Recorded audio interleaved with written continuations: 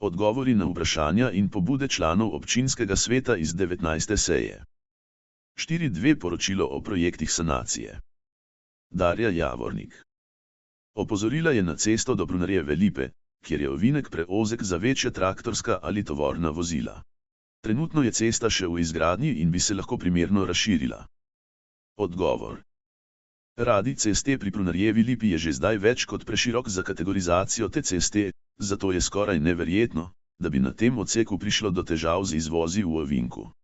V samo razširitev ovinka je bilo vloženih ogromno sredstev. Predlagamo pa, da kmetje na območju ne naročajo tako velikih dostav, kot je bilo v konkretnem primeru 42 bal, saj to presega zmogljivosti ceste takšne kategorizacije. Sabina Ranc. Na zadnji seji KS Strojnska Reka so obravnavali predlog sanacije ceste Slanikove Bajte odsek Trotov Križ Jankov Vrh. Izbrani izvajalec del je podjetje VOC d.o.o., ki je oddal dela podizvajalcu. Na terenu še ni zaznati strokovnega nadzora nad izvedenimi deli, kar vzbuja pomisleke, saj tudi laična javnost opaža določene pomanjkljivosti pri izvedbi, kot so postavitev jaškov, drenažnih cevi, razdalje med prepusti. S tem se pojavlja tudi vprašanje glede terminskega plana. KS Strojnska Reka prosi za pojasnilo, kakšna je višina sredstev, ki je po pogodbi predvidena za strokovni nadzor nad izvedbo del. Hkrati pozivajo, da dela izvede izvajalec, ki je za to tudi ustrezno strokovno usposobljen, in da se izvaja ustrezen strokovni nadzor. Odgovor. V odgovor na izražene pomisleke glede strokovnosti izvedbe in smiselnosti umeščanja posameznih elementov, prepusti, drenaže, jaški itd., poudarjamo naslednje. Izvajalec del VOC d.d. je na lastno pobudo pripravil vmesno poročilo z dne 19. junija 2025, ki vključuje natančen tehnični opis izvedenih del na odseku 1, vključno s fotografijami in utemeljitvijo sprememb, na primer podaljšanje obstoječih prepustov, prestavitve jaškov, dodatni propusti itd. Na posamezna odprta vprašanja sta se dne 26. junija 2025 strokovno opredelila tako projektant kot nadzornik, ki sta v veliki večini predlagane rešitve potrdila kot ustrezne. Pojasnjeno je tudi, da lahko med izvajanjem pride do odstopanj od projektne dokumentacije, če so te strokovno utemeljene in potrjene s strani projektanta in nadzora. V tem primeru so bile predlagane spremembe, na primer izpusti, zamenjave lokacij jaškov, prestavitve propustov, v večini že strokovno potrjene, ostale pa so še predmet usklajevanja. Dela se izvajajo pod strokovnim nadzorom, ki se na terenu izvaja v rednih intervalih, naročnik pa tedensko prejema zapisnike in je prisoten na vseh koordinacijah na terenu. Dne 10. julij 2025 je bil izveden terenski ogled na območju izvedbe projekta, na katerem so bili prisotni predstavnik naročnika, strokovnega gradbenega nadzora, projektant in predstavniki izvajalca. Na sestanek so bili povabljeni tudi lastniki zemljišč na delu 2, spodnji del, s katerimi so bile usklajene tehnične rešitve, saj smo pred kratkim začeli z izvedbo tega odseka. Na sestanku 10. julij 2025 smo na delu 1, zaradi predolge razdalje med predvidenimi prepusti, potrdili izvedbo dodatnih prepustov ter potrebne spremembe projektne dokumentacije. Dogovorjeno je bilo, da projektant pripravi ustrezne popravke projekta najkasneje do srede, 16. julij 2025, pri čemer mora spremembe potrditi naročnik. Na delu 1 je bilo do dne sestanka, v skladu z obstoječo projektno dokumentacijo, izvedenih 13 od skupno 15 predvidenih propustov. 2 prepusta nista bila izvedena, saj so to zahtevali lastniki zemljišč. Naročnik je zahteval izvedbo vseh iztočnih glav v kamenbetonu.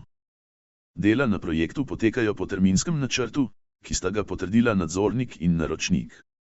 Gradnja na omenjenem odseku poteka pod aktivnim in strokovno ustreznim nadzorom, ki ga izvaja podjetje Mint Engineering in ga na terenu zastopa gospod Marjan Stopinšek, pooblaščeni nadzornik, iz ESEG 0349. Poleg tega nadzor nad izvajanjem projekta izvaja tudi naročnik. Vsa odstopanja od prvotnega projekta so dokumentirana, utemeljena in potrjena s strani projektanta, strokovnega gradbenega nadzora in naročnika. Nadzor se izvaja redno in sistematično, vključno s terenskimi ogledi in poročili. Vsa zgoraj navedena dokumentacija, vključno s pogodbo o strokovnem nadzoru, vam je po predhodni najavi na voljo na vpogled v prostorih občine. Kontakt: Tjaša Laznik. 7. Potrditev investicijske dokumentacije za projekt novogradnja vrtca Kotlje. 7.1. Predlog dokumenta o identifikaciji investicijskega projekta. 7.2. Predlog predinvesticijske zasnove. Aljaž Verhovnik podal je pobudo, da se v letu 2026 namenijo sredstva v proračunu za ureditev dostopa za invalide v knjižnici Kotlje in uredi parkirišče za invalide pred knjižnico s primernimi označbami. Odgovor. Pobudo bomo upoštevali pri pripravi predloga proračuna za leto 2026. 11. Predlog IPJP 850.871 cesta v naselju Podkraj, Plas Podkraj, IT 12253772. Tomaž Sedor.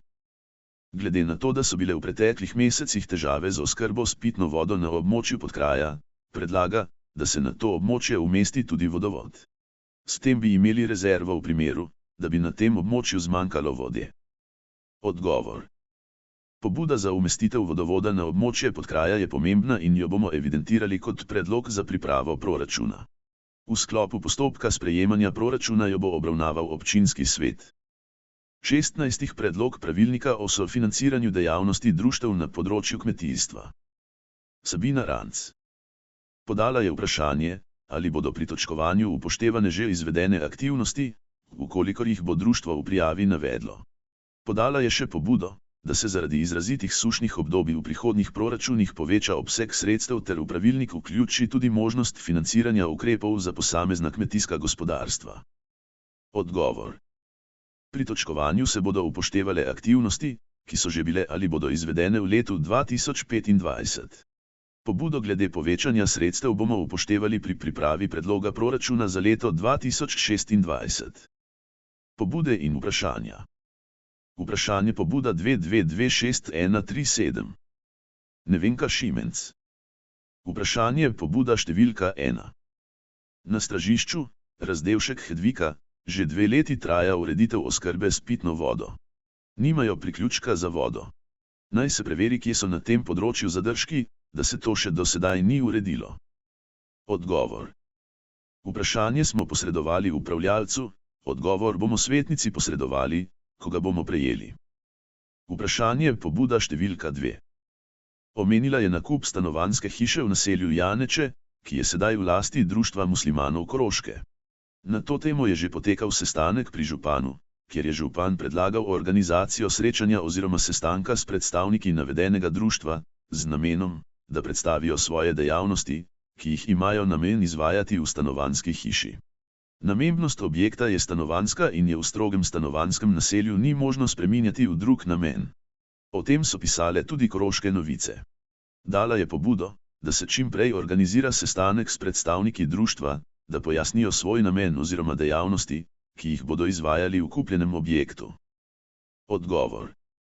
Občina je ukrepala v skladu s svojimi pristojnostmi in je v kontaktu s predstavniki prebivalcev Janeč. Vprašanje pobuda številka 3. Še vedno apelira, da se pri obveščanju občinska uprava ne poslužuje samo elektronskega načina. Odgovor. Potrudili se bomo, da bomo izboljšali komunikacijske poti in vas bomo sproti pisno obveščali. Vprašanje pobuda številka 4. Dala je pobudo za preureditev sejne sobe občine, klima, stoli. Odgovor. V letošnjem letu so bili popravljeni stoli v dvorani, sredstev za celotno preureditev pa v proračunu žal ni na razpolago. Vprašanje pobuda 22261138. Bojana Verdinek. Trenutno se še ukvarjamo s preveč vode, poplavami in vsemi sanacijami, je pa prisotna že težava s pomanjkanjem vode. Kmetje nas že opozarjajo, da se soočajo s sušo. V občini in tudi širše nismo pripravljeni na te izzive. Potreben bo najbrž tudi apel državi preko poslanca, da se uredi pomoč tudi z državne strani. Podala je pobudo, da bi se podobno kot za prometno strategijo pripravila tudi strategija v zvezi z vodo za čase pomanjkanja, kar lahko v prihodnje tudi pričakujemo. Prav tako bi bilo potrebno več vzpodbud za zbiranje in uporabo deževnice, morda v smislu, da se pri novogradnjah zahteva ureditev zbiralnikov vode, da javni zavodi, šole, vrtci, drugi zavodi, uredijo zbiralnike za vrtove, tudi za stranišča in podobno. Odgovor.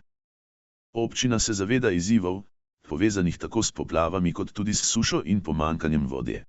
Pobuda za pripravo strategije glede zagotavljanja vodnih virov v času suše se evidentira kot pobuda za pripravo proračuna, kjer jo bo obravnaval občinski svet. Vprašanje pobuda 2226-139. Boris Štriker. Vprašanje pobuda številka 1. V lokalni skupnosti se v zadnjem času širijo govorice glede dolgoročnega najema območja Ivačkega jezera. Po informacijah, ki krožijo med krajani, naj bi se dosedanji potencialni interesent dolgoročnega najema tega pomembnega turističnega in rekreacijskega območja umaknil iz postopka. Prosi za podatek, kako poteka postopek dolgoročnega najema Ivačkega jezera, v kateri fazi je postopek trenutno in ali je občina oziroma lastnik že prejel morebitne nove ponudbe. Prav tako bi bilo smiselno, da se lokalno prebivalstvo o tem transparentno obvesti, saj gre za območje, ki ima pomembno vlogo za lokalni turizem, prosti čas in identiteto kraja. Opozoril je tudi na trenutno urejenost območja jezera. V očeh mnogih občanov je ta naravna danost premalo vzdrževana in urejena, kar zmanjšuje njen potencial in odbija obiskovalce, ki bi lahko prispevali k razvoju kraja in lokalnega gospodarstva. Prepričan je, da lahko z večjo preglednostjo in aktivnim vključevanjem skupnosti skupaj pripomoremo k temu, da bo Ivačko jezero znova postalo ponos Koroške regije. Odgovor. Med lastnikom Ivačkega jezera podjetjem Ivačko d.o.o. in zainteresiranim najemnikom ter investitorjem potekajo aktivni pogovori. Oglasili so se na občini, ker so želeli vse informacije glede OPPN, javnega dobra in drugih zahtev občine. Pogodba o 5-letnem sodelovanju še ni podpisana, saj jo obe strani še usklajujeta. Ker gre za pogodbo med dvema zasebnima podjetjema, nam za zdaj niso znane podrobnosti. Kar bo javno na voljo, bomo tudi javno sporočili. Obstaja pa velika verjetnost, da do dogovora pride in se bo v Ivačko jezero investiralo nova sredstva. Vprašanje pobuda številka 2. Nanj se je obrnil član nadzornega sveta Koroške kmetijsko-gozdarske zadruge. Kmetijska zadruga Ravne je zaprla svojo trgovino, ki je delovala ob križišču na Ravnah. Eden ključnih razlogov za zaprtje je bila neustrezna prostorska ureditev. Skladišče se je nahajalo na eni strani ceste, trgovina pa na drugi. To je pomenilo, da je moral zaposleni večkrat dnevno prečkati cesto, kar je bilo zaradi prometne izpostavljenosti nevarno in nepraktično. Kljub zaprtju pa kmetijska zadruga želi nadaljevati svojo dejavnost. V ta namen aktivno išče primerno zemljišče za novo lokacijo. Ena od možnosti je obstoječe skladišče ali pa druga ustrezna lokacija v neposredni bližini središča Raven na Koroškem. Nova trgovina bo imela omejen, a osnovni in nujno potreben program za kmetovalce in občane. Ponujala bo izdelke, kot so sadike, vijaki, osnovni drobni materiali in pripomočki za delo, ter seveda bi bil urejen domači kotiček z izdelki domačih lokalnih pridelovalcev, ne pa več široke palete storitev, kot jih je imela doslej. Zadruga si želi sodelovanja z lokalno skupnostjo in občino, da bi čim prej našla primeren prostor in nadaljevala s svojo dejavnostjo v korist krajanov in lokalnega podeželja. Odgovor. Občina se bo z dopisom obrnila direktno na Koroško kmetijsko-gozdarsko zadrugo. Vprašanje pobuda 2226-140. Metka Pešl-Šater. Vprašanje pobuda številka 1. Občani Čese trg prosijo, da strokovne službe občine pridobijo informacijo glede prvega nadstropja v objektu tuš v trgu. Prosijo za informacijo, katera trgovina se na tem območju pričakuje. Odgovor. Vprašanje smo posredovali upravljavcu objekta. Ko bomo odgovor prejeli, vam ga bomo posredovali. Vprašanje pobuda številka 2. Občani Čese trg prosijo za informacijo, kako je z odstranitvijo ostankov objekta bivše jate. Odgovor. Lastnik objekta pridobiva ponudbe za rušitev objekta in pričakuje, da bo rušenje predvidoma konec septembra 2025. Vprašanje pobuda številka 3. Predlagajo, da bi se pri bivšemu vrtcu Marjetka, kjer je bilo otroško igrišče, uredila povezava s kulturnim centrom in bi lahko bilo to območje zunanji prireditveni prostor kulturnega centra. Odgovor. Predmet projekta sanacije kulturnega doma se zaenkrat izvaja v obsegu, kot je predvideno s projektno dokumentacijo, investicijsko dokumentacijo ter potrditvami DTP. Pobuda za ureditev zunanjega prireditvenega prostora pa je lahko obravnavana pri pripravi proračuna za naslednje leto. Vprašanje pobuda številka 4. Če se trg nenehno opozarja na težave v prometu, parkiranju, prehodih za pešce, modre cone, vendar so odgovori, ki jih prejmejo, vedno enaki. Vedno so v smislu, da je potrebno počakati na obravnavo le-teh na svetu za preventivo in vzgojo v cestnem prometu, kar traja zelo dolgo, naredi pa se potem zelo malo. Predlaga, da se na tem področju poišče drugačen, hitrejši in učinkovitejši pristop reševanja teh prometnih težav. Odgovor. Poskrbeli bomo, da boste o rešitvah, ki jih predlaga STVCTV, obveščeni. Kar bo možno realizirati takoj iz zagotovljenih sredstev, bomo tudi realizirali. Vprašanje pobuda 222641. Ivan Škratek. Glede izgradnje optičnega omrežja in reševanja belih lis je povedal, da je projekt pričelo izvajati Ministrstvo za digitalno preobrazbo. Pred enim letom so poslali obvestila KS, ČS in VS, v katerem so jih obvestili, katera območja spadajo v ta projekt. Prosi za informacije, v kateri fazi se nahaja ta projekt. Vkolikor ni nobenih informacij, predlaga, da se naslovi na ministrstvo dopis in poskuša pridobiti informacije v zvezi z izvajanjem tega projekta. Odgovor. Trenutno na spletni strani Ministrstva za digitalno preobrazbo ni odprtih razpisov na temo izgradnje optičnih omrežij oziroma reševanja TI belih lis. Zadnji razpis, Gošo 6A, je bil objavljen maja 2025, rok za prijavo pa se je iztekel junija 2025. Pomembno je poudariti, da lokalne skupnosti nikoli niso neposredni upravičenci v teh razpisih. Upravičenci so izključno operaterji elektronskih komunikacij, torej pravne osebe, ki so registrirane za izvajanje telekomunikacijskih storitev in vpisane v evidenco pri Agenciji za komunikacijska omrežja in storitve, AKOS. To izhaja iz Zakona o elektronskih komunikacijah, ZEKom-2, uradni list RS, številka 13022, kjer je v 4. členu opredeljeno, da je operater fizična ali pravna oseba, ki zagotavlja elektronska komunikacijska omrežja ali storitve.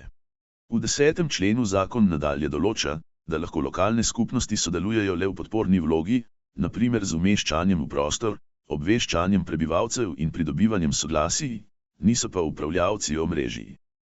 Na podlagi tega lahko sklenemo, da se lokalne skupnosti v postopkih izgradnje optičnega omrežja pojavijo predvsem kot partnerji in posredniki med državo, operaterji ter prebivalci, ne pa kot vlagatelji ali izvajalci samih projektov.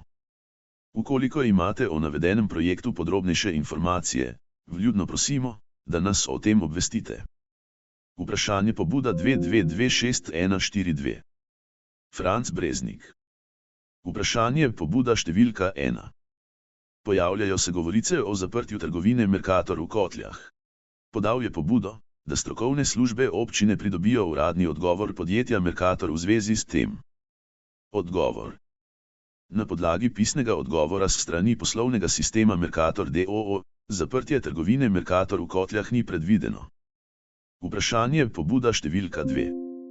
V zvezi s projektom Ravne mesto Forma Vive je povedal, da je Forma Viva pri Tušu na Čečovju še vedno deponirana in še vedno čaka na obnovo.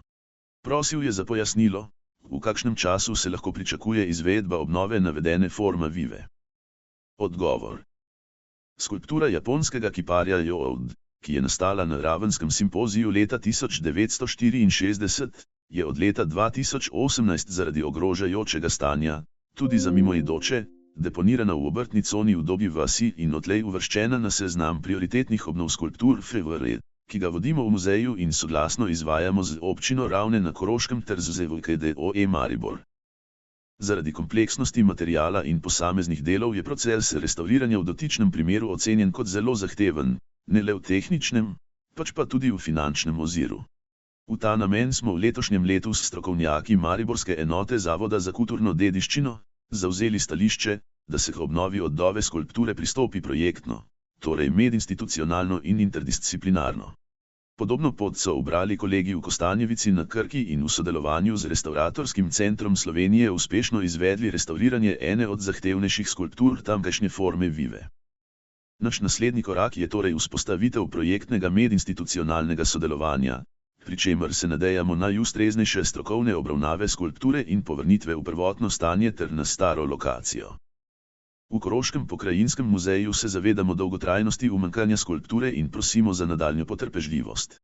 Naredili bomo vse, kar je v naši moči in pristojnosti, da skulpturo restavriramo in umestimo nazaj na staro lokacijo. Odgovore zbrala Darja Čepin, višja svetovalka 1. Pregledala Magister Vlasta Kupljen, direktorica občinske uprave.